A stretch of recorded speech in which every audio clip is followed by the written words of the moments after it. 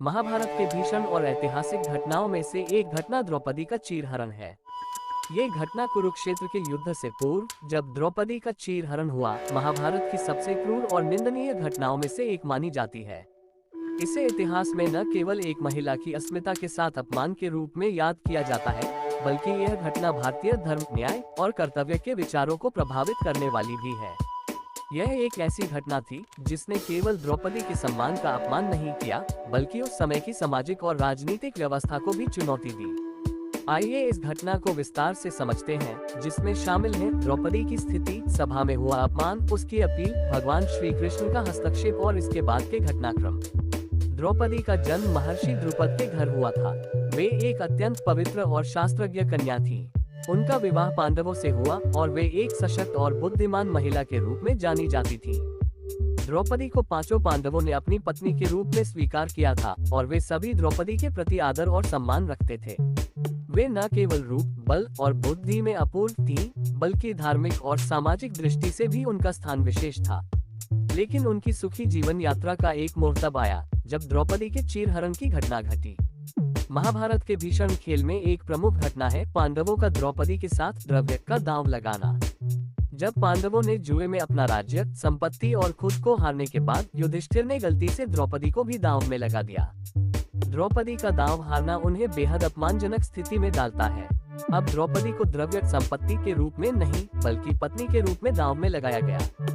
इसके बाद जब पांडव हार गए और उनकी संपत्ति, राज्य और स्वयं वे दास बन गए, तो द्रौपदी के साथ दरबार में शर्मनाक स्थिति उत्पन्न हुई। युद्ध के दांव के बाद द्रौपदी को दरबार में बुलाया गया।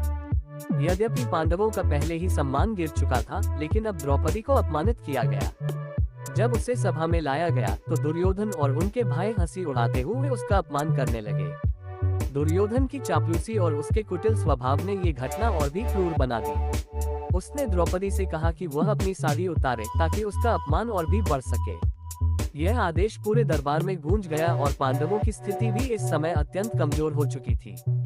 द्रौपदी ने इस अपमान का विरोध किया। उसने एक के बाद एक हर किसी से मदद की अपील की, लेकिन कोई भी उसकी मदद के लिए आगे नहीं आया। पहले उसने खुद को भगवान श्री कृष्ण के सामने प्रस्तुत किया और उनसे अपनी रक्षा की प्रार्थना की। भगवान श्री कृष्ण ने द्रौपदी की पुकार सुनी और उसे अनंत आशीर्वाद दिया। जब द्रौपदी ने भगवान श्री कृष्ण से मदद की प्रार्थना की, तब भगवान ने उसे एक अद्वितीय वरदान दिया। भगवान ने उसे अडिग और अपराजय आशीर्वाद दिया और फिर द्रौपदी के शरीर से साड़ी का असीमित भंडार निकलने लगा। द्रौपदी को जितना भी दुर्योधन और दुशासन उसकी साड़ी को खींचते गए, उतनी ही साड़ी की लंबाई बढ़ती गई। यह एक दिव्य चमत्कार था जिसने द्रौपदी को अपमान से बचाया और भगवान श्री कृष्ण के प्रति उसकी श्रद्धा को मजबूत किया। भगवान श्री कृष्ण ने द्रौपदी को न केवल शारीरिक रक्षा दी, बल्कि उसकी मानसिक स्थिति को भी दृढ़ किया। उनका चीरहरण केवल एक शारीरिक अपमान नहीं था, बल्कि यह एक प्रकार से धर्म की जीत थी।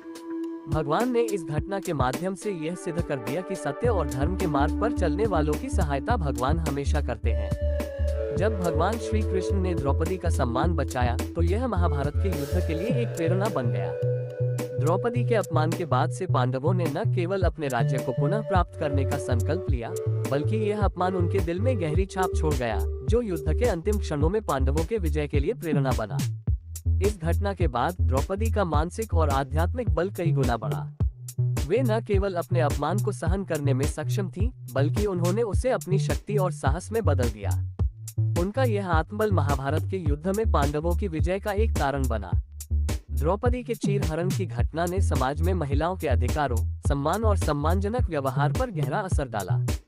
इस घटना के बाद ये स्पष्ट हुआ कि धर्म और न्याय की स्थिति का उल्लंघन किसी भी रूप में सहन नहीं किया जाएगा और जो भी अन्याय करेगा उसे उसका परिणाम भुगतना होगा। निष्कर्ष: द्रौपदी के चीरहरण की घटना महाभारत का एक अभिन्न हिस्सा है, जो केवल एक व्यक्तिगत अपमान की कहानी नहीं है, बल्कि यह सत्य, धर्म और न्याय की शक्ति को भी दर्शाता है।